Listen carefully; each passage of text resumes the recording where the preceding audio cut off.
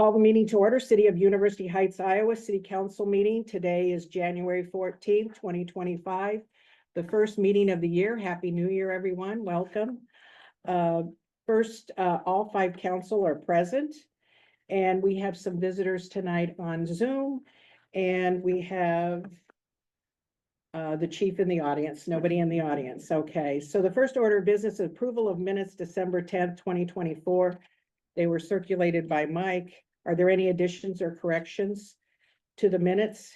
Hearing none, the minutes will be approved by unanimous consent. And so we'll go to public input. Would anyone from the public? Oh, I see Sylvia's here on Zoom. Would you like to speak, Sylvia? Not at this time, I'll pass. Okay, thank you. Thanks for coming. We'll go on to mayor's report. So the first thing is acceptance of annual city examination report, and for the FY24, and it's from Chronology and Olson, and John Olson's on Zoom tonight. Welcome, John. Thank you, Mayor. I'm having technical difficulties here. Just a second there. Oops. Okay.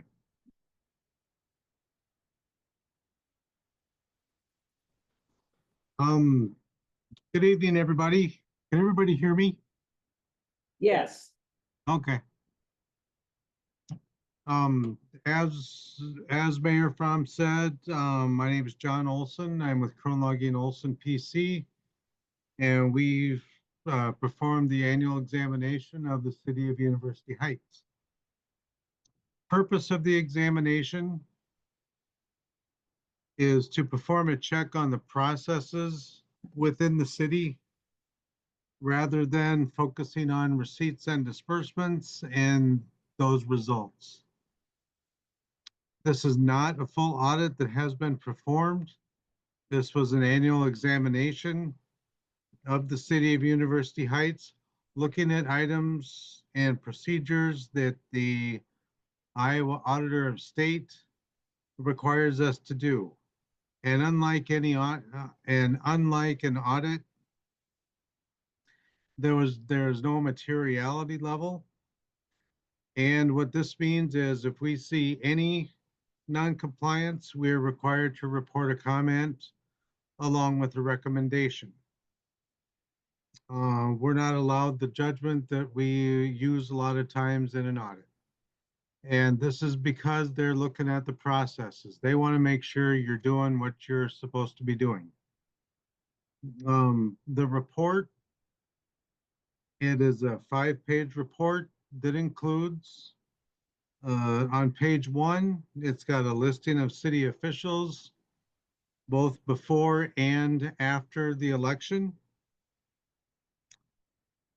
On page 2 through 4, is our independent auditor's reports on applying agreed upon procedures.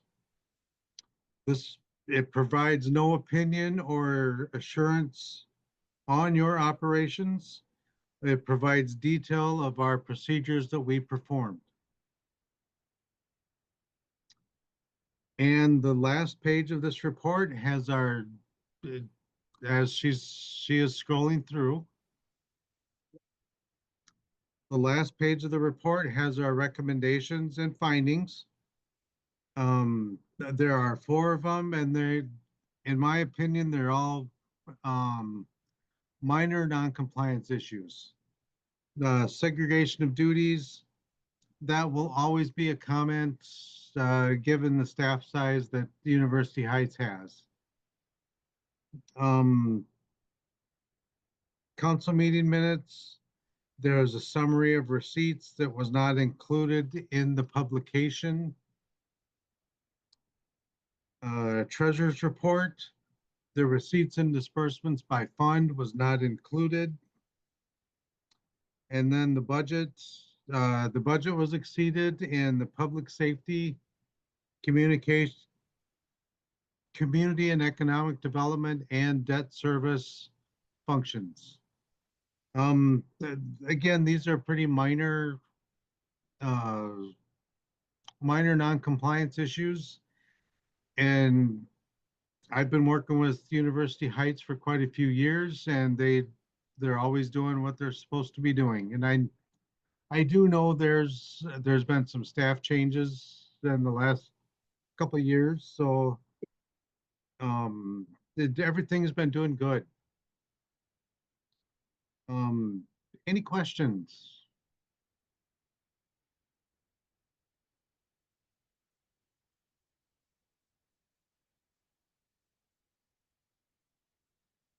I guess Mike, the one Chris? question I would throw out to maybe Mike or maybe John, we had Lori come in and play a role. I know that was into the process a bit, but does that resolve a little bit of the segregation of duties issue? I guess, John, I don't know if you're aware of Lori's role. Not, I know she does. Um, she went and looked at the bank reconciliations and stuff like that, which that's a perfect thing for her to do. Because she used to do that, and I don't necessarily know all of what she did. Is there something specific that she could, if she were willing, take on that would make the segregation of duties issue go away? Or are you just kind of saying, like, with our size, it's not possible to have that just totally not be a reminder or trigger any recommendation? It's more or less having to do with your size of the size of the city. Most every audit I do has segregation of duties comment. And it's one person doing the QuickBooks, they're taking deposits, the one person is in charge of the whole thing. And that's where it comes from. Okay, And That's where we do segregate. The most important part is that as clerk, I'm the one who's handling the money that comes in and the checks that come in and depositing them. So that's one person. John is the one who is preparing the checks, and so that he and the mayor sign the checks. So we do split. The most important duty is that the one who's taking the money in is not the one who's paying the money out. sure. right, Would that be a fair thing to say, John? yes.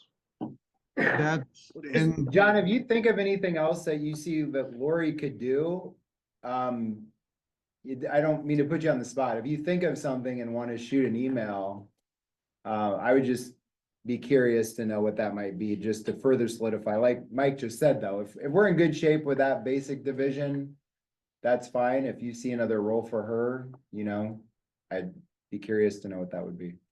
she, when I heard she was the one reviewing the bank reconciliations, I thought that was a very good idea. Somebody that had some knowledge in the city, knows what was going on. She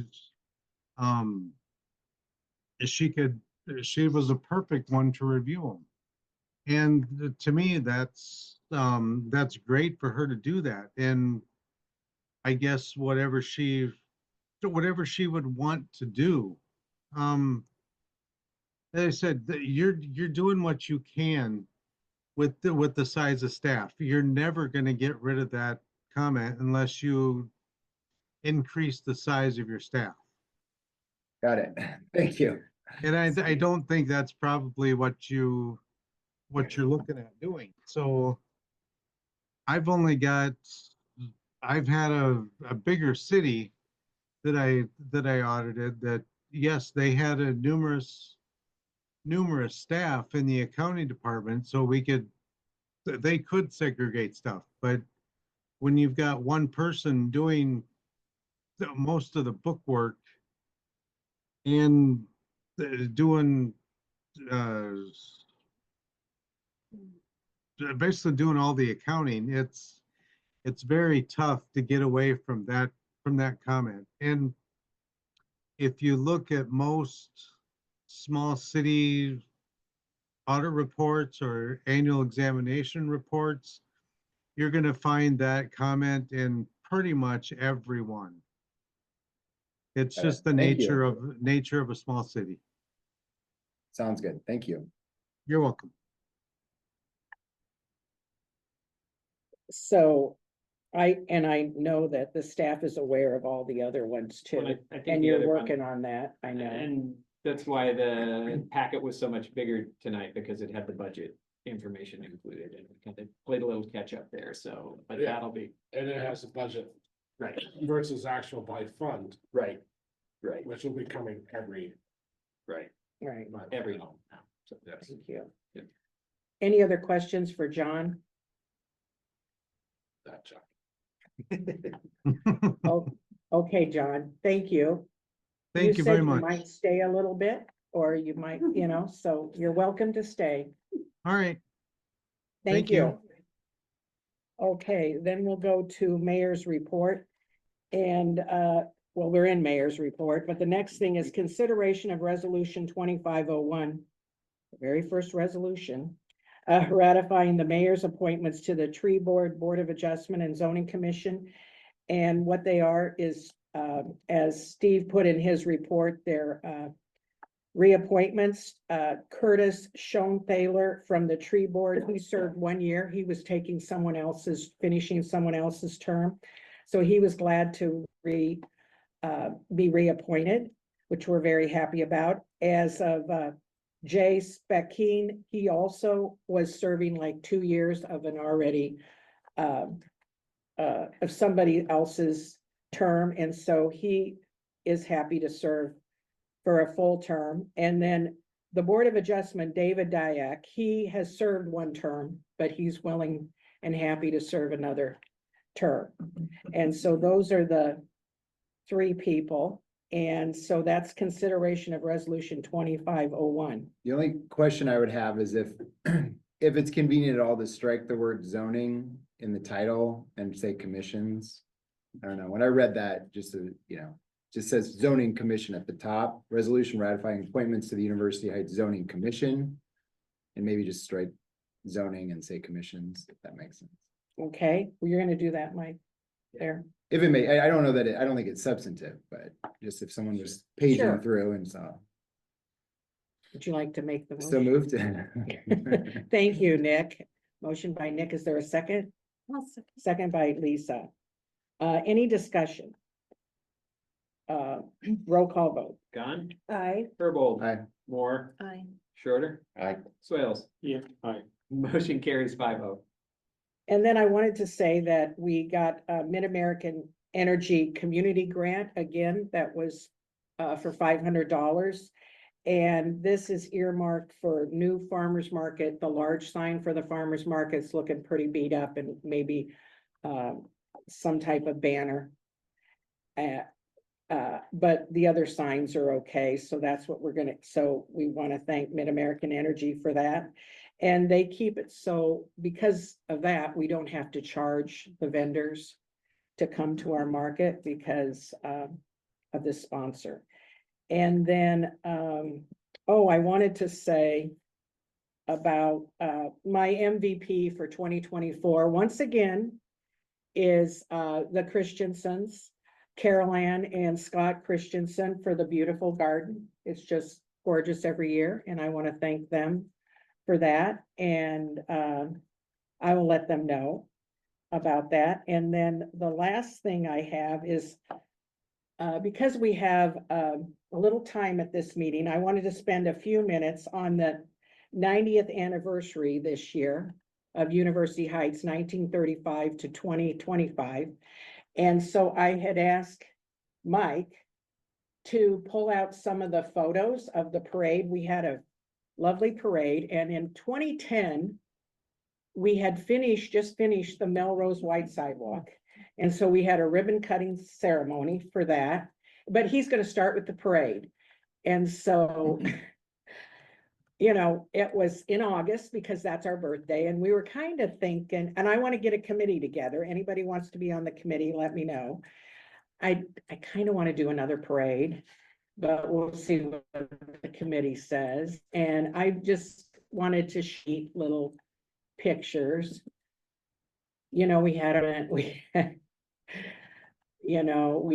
it was probably an election year, and we had some politicians. And Grand Marshal coming up, we had dogs too. yeah, dogs. Yeah, oh, there's the Grand Marshal, Paul and Janet Moore. Paul's driving the convertible. I don't think I've ever seen a Grand Marshal drive, actually. We make our Grand Marshal drive. And so you can see where the picnic area is behind it on Paul Moore's lot. And so the parade went from Horn School, they all gathered at Horn School and then came around the curve of Kozer by Tim Schroeder's house and then took a left on Sunset to go down Melrose and Melrose Avenue and then kind of end over the bridge. That's- And so, oh yeah, this is a band this is playing. The Senior Center Horizons band played. Yeah. Well, we Clown decided cars. that's, We had Shriners. Your name. yeah, the Shriners, and then we had a lot of older cars. We probably had, you know, I didn't get to look through my notes, but 60, 70, really, we had a pretty good parade. Because especially when the cars come one at a time with the old cars. Oh, and then see the Johnson County Democrats were coming through. And yeah, I just thought it'd be fun to look at these pictures. And then, of course, we brought West High over. And oh, yeah, though they were pledging $1 for that, Mhm. yeah. Oh, and then, we had like Johnson County Rep, we had all our contractors come. Yeah, here they come. Yeah, well, Mike, you were part of it. I think you were in a lot of the pictures. And, oh yeah, we gotta have garbage trucks and, yeah, and this is the ribbon Sidewalk cutting trucks. ceremony with Jim Lane, Pat Yagi, and of course, Mike. And then, I think that's about it. yeah, Yeah, And- that's it. we had a ceremonial for the wide sidewalk. And then, if anybody wants to chime in and some of the, so is that, yeah, that's That's it. everything. That's all I've Okay. got. So I had so many, but anyway, we were kind of talking maybe Sunday, August 24th, our anniversary is in August. I think it's August 10th specifically. So Mike was looking at the calendar and said it's about a week before the first home football game. And then, we could discuss different things to do. It was the year that Stella opened. I actually looked it up too, to confirm that. And Stella had brought over some burritos and stuff. Oh yeah, and we sold t-shirts. And I meant to bring a t-shirt, but I forgot, and they were white t-shirts or black t-shirts, and they said 75. And and we pretty much broke even on that, which was our goal, not to charge too much and get them printed up and everything, and it was a fun deal. So anyone who wants to serve on the committee, any resident, anybody wants to serve on the committee, let me know, please. Or you can let Mike Haverkamp know. Sure. And so I just wanted to show you a little bit. And then we didn't show the American Gothic picture. Oh. those So things the are cute. American Gothic over here, we pulled it out of the closet. Was in my garage for a few years and my husband said, this has got to go somewhere. He likes his garage a certain way. I thought it was good, but anyway, you can see we had little baby heads in there. I have a girlfriend who's an artist, a real artist, and she made that for us. And it was very popular. Oh, yeah, where's, You're gonna have to go through it. They aren't seeing this yet. I know, They what are. did you do with them? No, Anyway, there's- and we had little baby faces in there. It was just oh yeah, this is where your band played, different bands Kathy played. Belgum and the Polka Dots, which was the Senior Center band. Oh That's yeah, Kathy the right polka there. dots. Yeah, we missed a little bit. And then there's Mary and Dell and yeah, We had that set up. It with was- Lots of pictures. yeah. Louise and Bob. Louise and Bob, there we are. I didn't know you had that one. Anyway, I didn't yeah. tell you everything So you can about it. see it was a lot of fun and the 90th is a big deal and just to give you some ideas. And so, Okay, Yeah, That's a so different- thank you. So, we'll go on now. Thank you for that. Mayor, Yes, do we need to have a motion on the city examination? oh, we only did, To accept that? I mean, I think we did last year, I'm just asking. that would be fine. For the acceptance, you mean? Yes, Are you making that motion? I'll make. And then who's seconding it? Okay, Steph is seconding it. All in favor, say aye. Anyone opposed? Motion carries. It does say acceptance. I think you're right, Lisa. Thank you.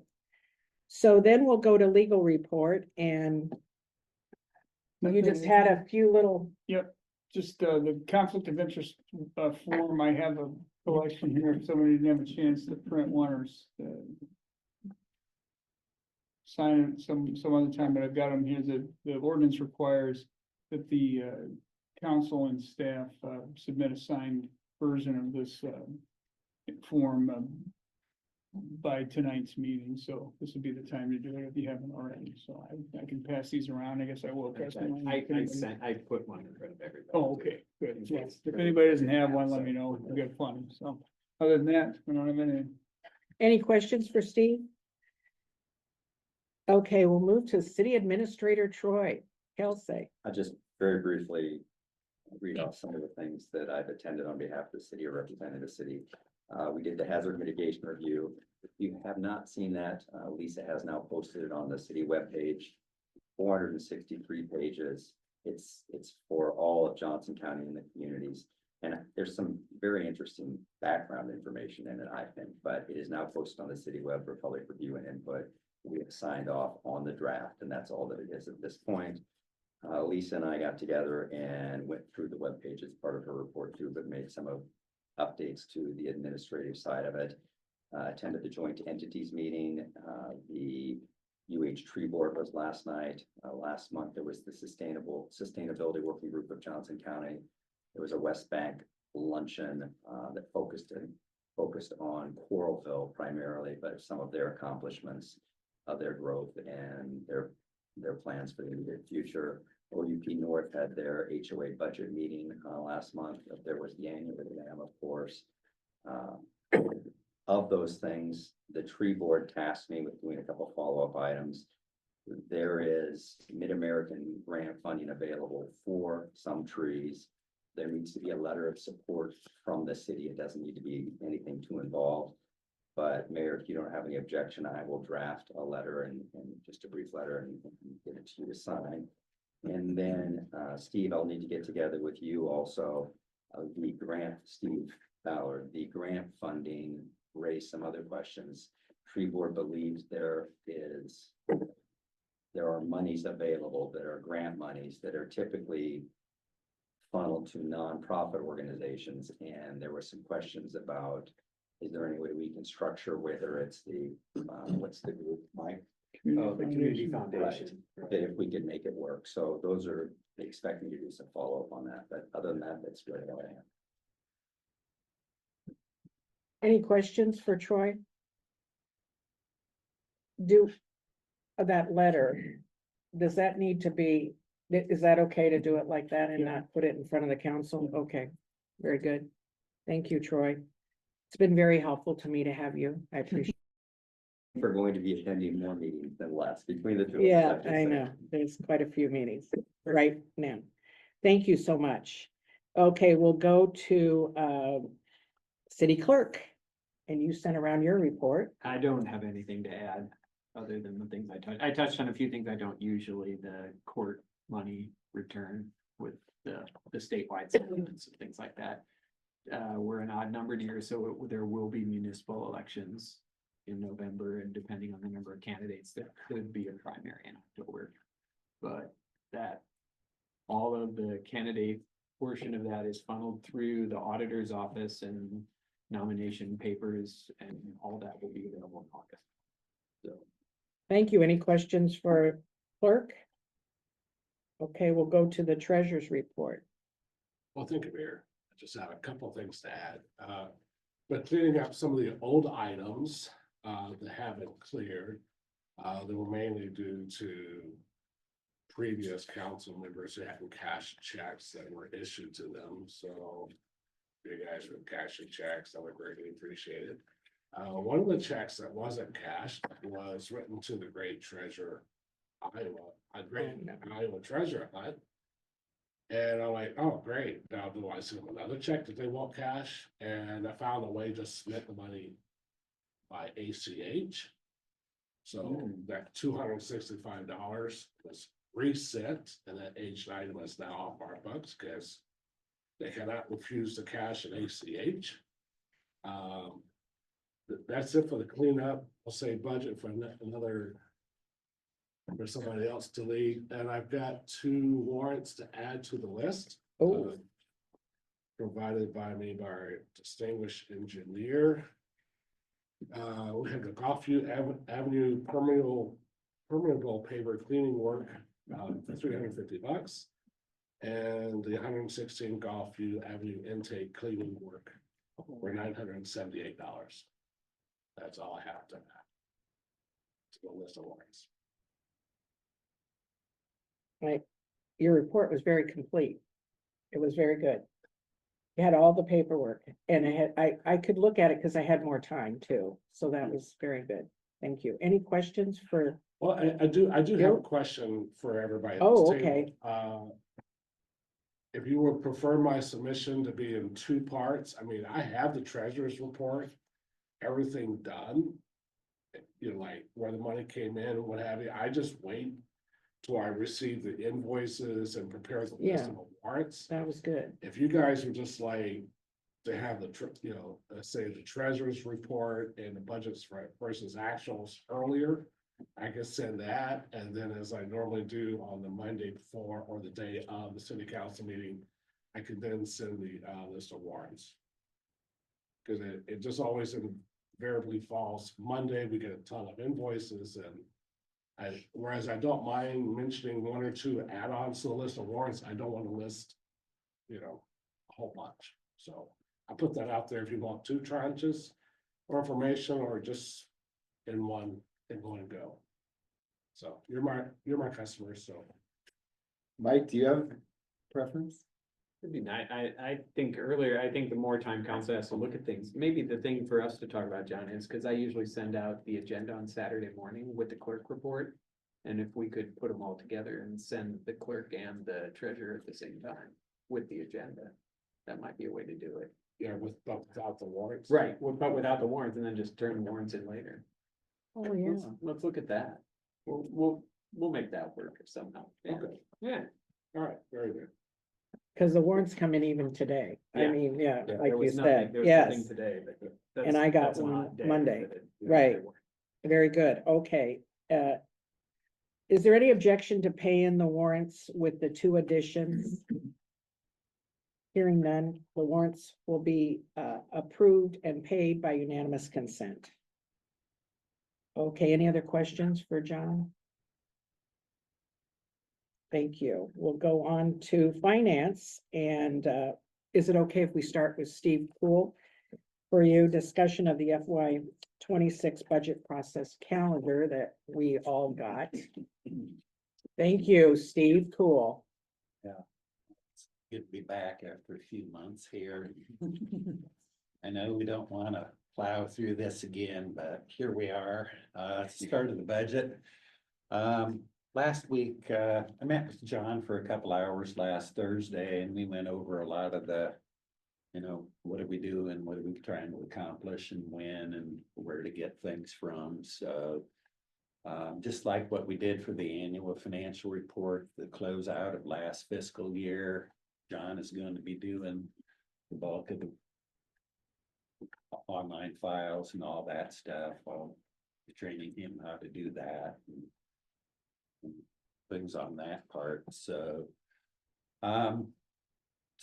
we are just starting to scratch the surface on getting started. Obviously, we're still waiting for a lot of information from outside sources for budget information, but generally what we're going to do is follow the same calendar that we did last year. last year, a couple of new steps were added to this, by legislation passed by the state legislature. So what we're gonna do, pretty much for the rest of this month and February is work on all of the nuts and bolts, the guts of the budget. So we have most of that information. First step of it would be working on information for the property tax levies.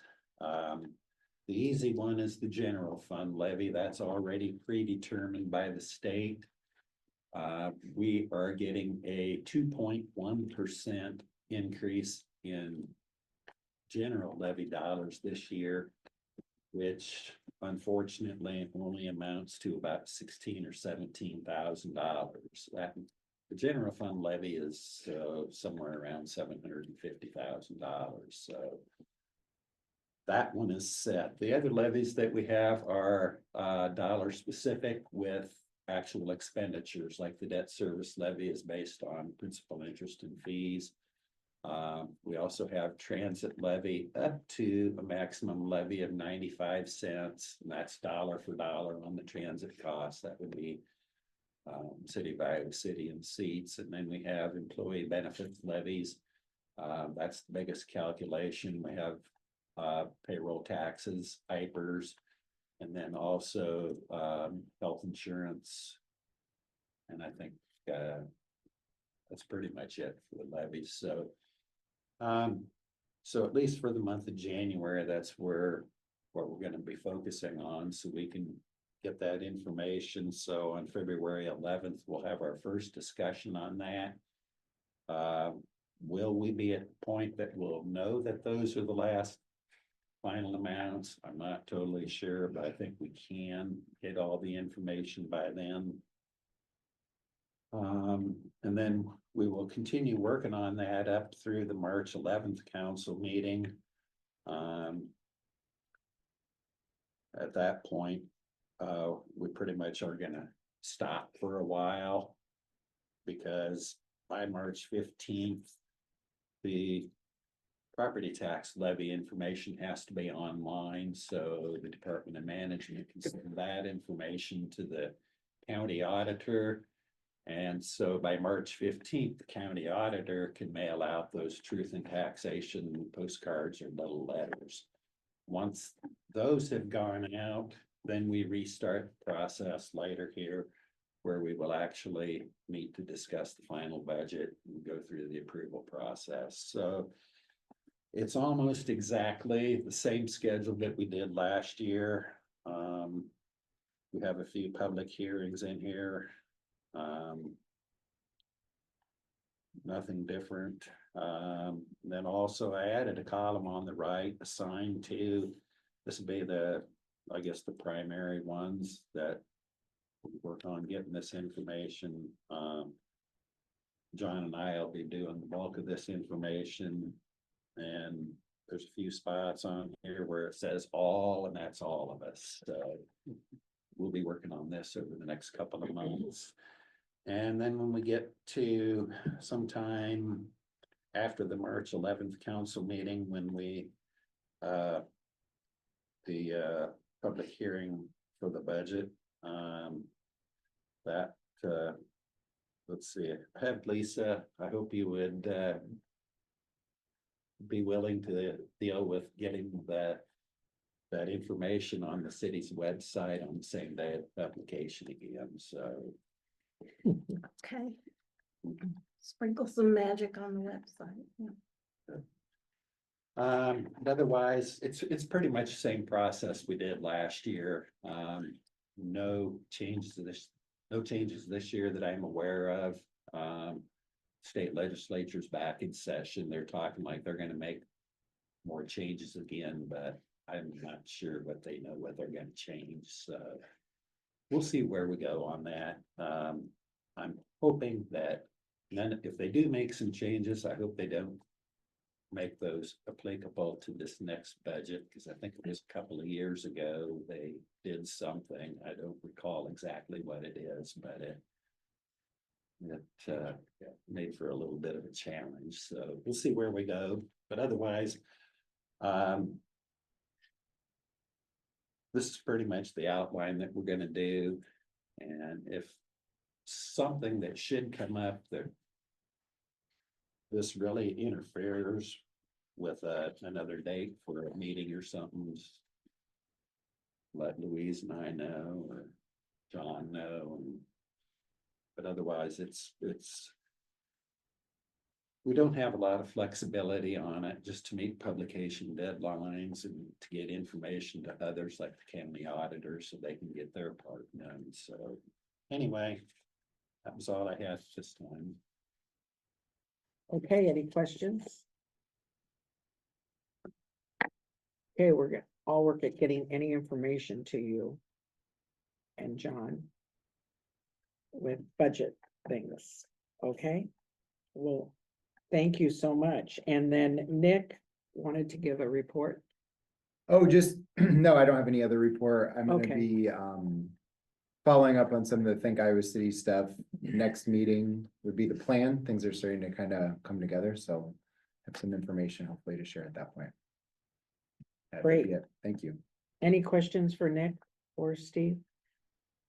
Okay, we'll go on past finance and go to community protection, and the chief is here this evening. Welcome. Start with any questions? The unique one on here was probably the safety meeting with, staff over at U of I about Kinnick. They've talked a couple of different times, with Dave Wilson and some other people at the university. They'd like to narrow the road going toward Kinnick to restrict traffic going to it. Just in case something similar to New Orleans were to occur. I'll keep you guys informed as it goes. This is a very preliminary meeting, but I figured it's something we probably better put on the forefront here, or at least make people aware of. The event in New Orleans obviously set it off, but there had been discussions between Dave Wilson and I prior to that during the last football season. He would have liked to have seen a little more restriction as far as vehicular traffic going towards Kinnick. So, you have thoughts? You got this month's statistics. You also have year-end statistic. Any questions, feel free to reach out to me. Thank you. Okay, we'll go, Steph, did you have anything to add? I know you met with them. Nope. Okay. Thank you. We'll go to engineers report and Doug's report. Go ahead, Ryan. I didn't really have much to add this month to my written report. So obviously John mentioned those two invoices, which are included in my written report. If you want to review those, but if there's any questions on that work, I feel free to answer that now. But How often do we clean those pavers out? Going forward? I mean, that's the first time we've done them since they were built. There was there was money budgeted in the budget this year for paver cleaning. That I'm gonna try and see if SLS can maybe help us do some of that. Normally, the process is to use a very specialized type of sweeper. But Sean with SLS said he was asking around. I had asked City of Coralville. They have a sweeper that has that capability. They won't lease it out to us. They just preferred not to do that. And then he was reaching out to North Liberty. They have pavers, but they maintain in-house without that same specialized sweeper. So we may see if we can just kind of do some general sweeping of the area, maybe twice a year type of thing. That specific location on Golfview is really difficult. There's a lot of pines, and so there's a lot of debris and decay of the tree material that sits there quite a bit. So that kind of plugs things up a little more than if you notice on Olive Court, we don't really have any issues right now. So there's a lot of smaller trees there. So yeah, so we've got both extremes right now in that area, but yeah, we're gonna get better about keeping those clean more often, and we'll yeah, I was talking with Troy about including, just making sure we're scheduling that and including that. And the intake cleaning, in front of, was also on Gulfview. It had to do with the smaller intakes we added, upstream of that, Permeable Paver Bay. Those were kind of at Palmer's request, I think, at the time that that project was designed. They're pretty shallow though, so, just with the way that the existing structures were, those intakes were shallow to be able to have just basically a drain tile coming into them. So it's a small pipe inside of a shallow graded intake, and those are filled up with leaves and sediment and stuff as well. So to avoid backup during the winter season, especially, we had those vacuumed out and then jetted. So. Ryan did contact me about those. There was a sense of urgency given the season that we were moving into. So. Yeah, that makes sense. And that area, that drainage system, we do a inspection in the fall every year of a certain drainage system within the city. There are 5 different drainage systems, so we just do one every year. So I was talking with Troy about maybe we are gonna budget to say, okay, we'll pick out the 2 or 3 worst ones. Other intakes that during inspection, they have sand and leaf buildup and stuff, but if it's a 15-inch pipe, it's not as usually as big of a concern to me that it's gonna restrict the flow as it was with this 6-inch pipe. But something for preventive maintenance, that'd probably be good if we just kind of tried to clean a few every year that were the worst ones, so. Any other questions for Ryan? Doug, did you want to add anything? No, the only thing I had was a comment on defining what a trip hazard is. And it seemed in our verbiage in our ordinances, it kind of a vague. I went to the ADA compliance, or I guess guidance website, and they call a trip hazard a 1/4 inch either above or below level, and a gap of anything 1/2 inch maximum. So I can tell you a lot of our sidewalks are probably gonna get beat up pretty bad if we use that as a rule of thumb, so. I don't know if this is just a guideline, I don't think it's a law, but it just wants everybody to know that that's what the ADA constitutes as a trip hazard, so. Just something to keep in the back of our mind when we start looking at sidewalks and what we need to be compliant with in the future. Yes, for future budgeting, were we thinking about like a sidewalk program? I think we're gonna have to look toward that. Because I can tell you from experience that there's a lot of sidewalks that this is gonna be a big project if we're gonna try to aim toward these numbers that, it's an older neighborhood, a lot of trees growing around sidewalks. I mean, it's always gonna be a constant problem. So I guess if we're gonna do it, we probably ought to do an A to Z kind of thing, including trees that are gonna, make elevation changes in sidewalks in the future. So. Yeah, I think in short answer, yeah, we're gonna have to come up with some kind of a master plan for how we're gonna handle this. Some kind of program, future program. Yeah, and Yeah. I guess I would just add that the process changes, if the city's going to request adjacent property owners to pay for those repairs, or if the city's gonna sponsor the project with local funds, so. The process is different and it takes longer to accomplish if we have to send out certified letters and provide time for the adjacent property owner to make repairs. And then we wait, send out additional notices if they don't respond or collect them. And then put together the list that's left at a certain date, and then that can be bid out, right? So it's a longer timeline from start to finish, so just to be aware of that. And I remember we talked about the overhead for you guys to do that would be like probably more than the cost of fixing, but then we thought maybe Troy would be someone we could Yeah. pull in somehow. I don't know if Troy potentially. was there. when I mentioned Troy was that. not there. But yes, I did say that, after looking back at some previous years and discussion with Josiah, who had, obviously the experience with the program previously within University Heights, the cost to have hired professional staff to do a lot of that administrative work is expensive, because it's just a lot of number crunching and inputting data and mailers really, a lot of times, and tracking who's complete and who's not, right? So, yeah, if someone was available from the city, if the city wants to do it that way still, yeah, it would probably be more cost effective if someone could, and maybe it's something that we would still do inspections and maybe write up the forms initially, and then the rest of it could be passed on potentially to the city's administrator or somebody else here. So. Sure.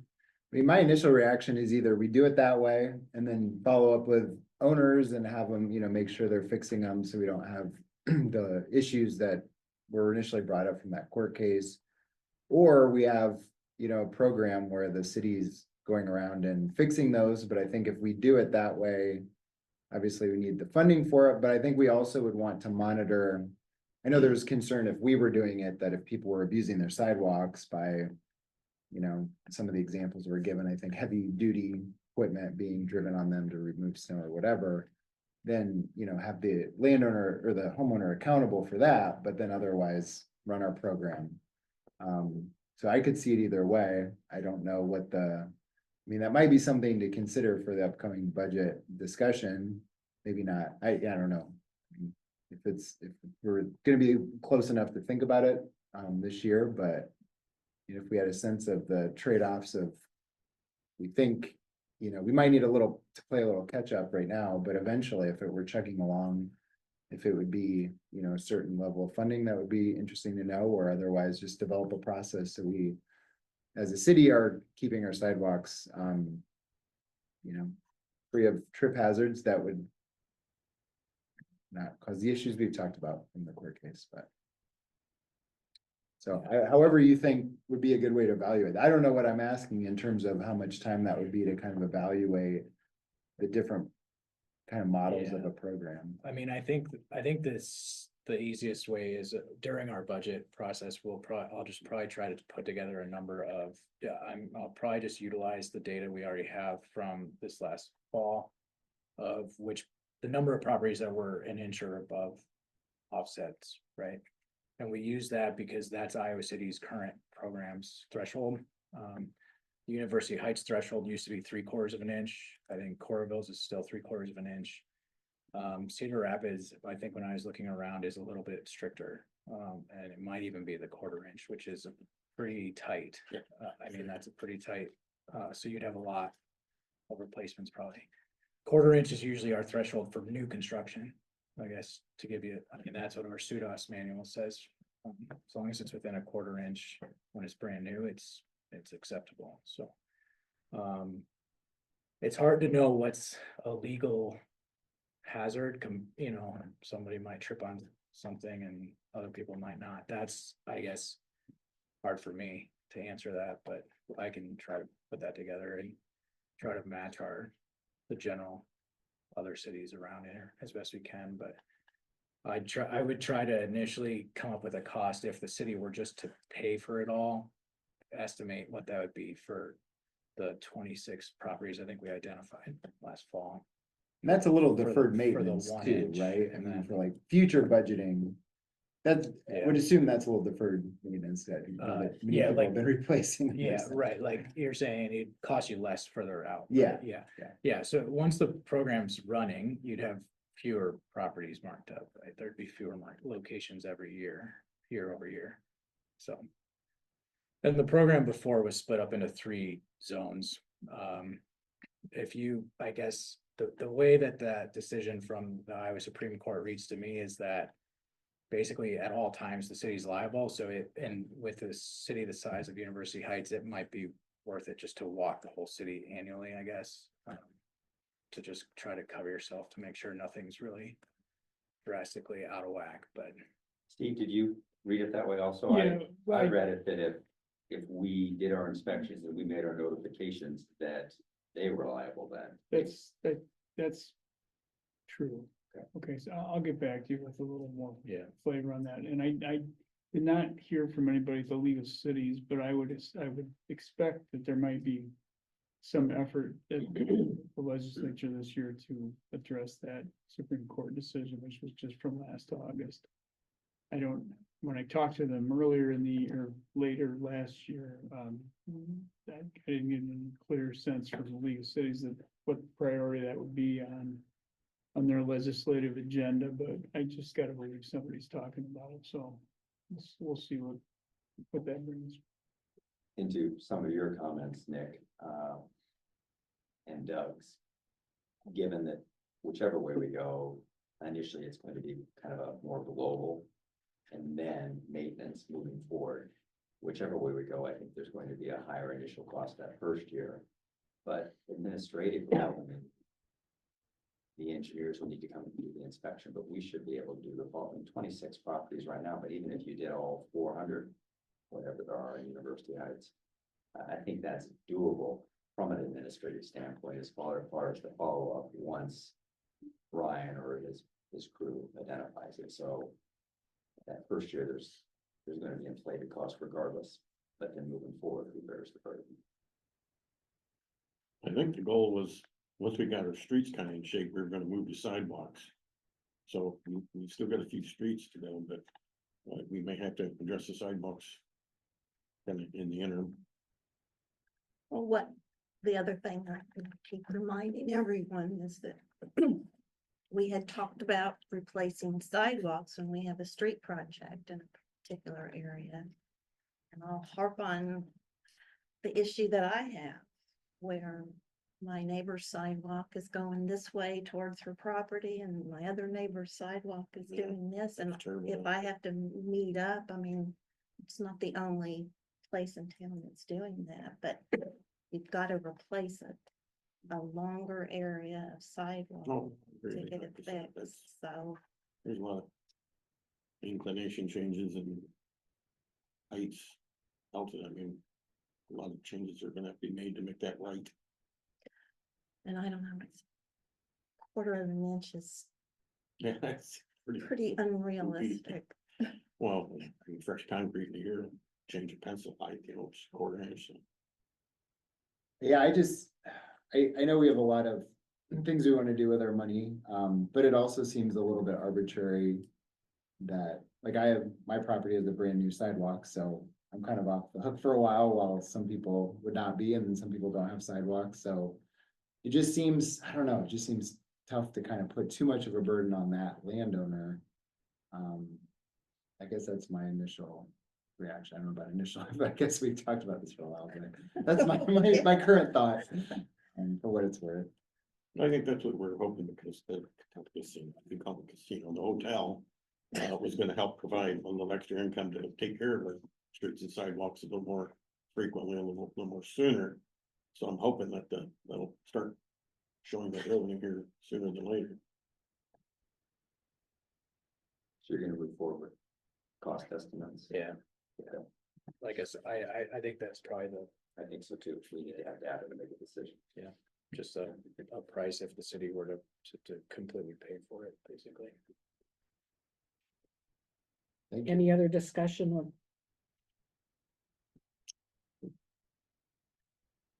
Okay, we'll go on to building, zoning and sanitation, and this is an item that Kim and I discussed a little bit about our city building officer. Official, actually. So we have consideration, is it okay if I go ahead and read it? Consideration of motion to compensate Brian Jensen for services as city building official for the month of January 2025 in the amount of $1,000. And I know he's working on 2 building permits right now. And that motion, Two big projects, right? He's been reviewing a lot on. are they? Yeah, the first permit price came in at 500 and some. So yeah, it's more than a $50 electrical piece. So that motion's in front of the council. Would you want to make that motion? I'll make that motion. Okay, thank you, Tim. Is there a second? I'll second it. think Doug. Okay, she's pointing to you, Nick. I think Doug. got Thought it was it. Oh, it's Doug? Yeah. Okay, Doug, sorry. Okay, motion and second. All in favor, say aye. Aye. Anyone opposed? Motion carries 5-0. Anything else, Tim? No, nothing else. Okay, very good. Oh, well, I was gonna ask about compost. Was that picked up? Or was ours just frozen to the bottom of our barrel? No, apparently it wasn't. Okay. And if you studied my report carefully, I would have seen that. no, no. This was one of the days that we told people the Christmas trees would be Oh, picked up. that's, But they did pick up somebody's Christmas tree, at least one on December 31st. mm, And then I assume they picked up last I Tuesday. got picked up last week. Okay, Mhm. and then this Tuesday, I don't know that anything got picked up. maybe they'll be here tomorrow. I'm guaranteeing that. Okay, we'll go to e-government. Lisa, you sent around your report. Any questions for Lisa? No, thank you. Okay, do we have any announcements? No announcements. Is there any objection to adjournment? Hearing none, the meeting is adjourned by unanimous consent. Thanks, everyone.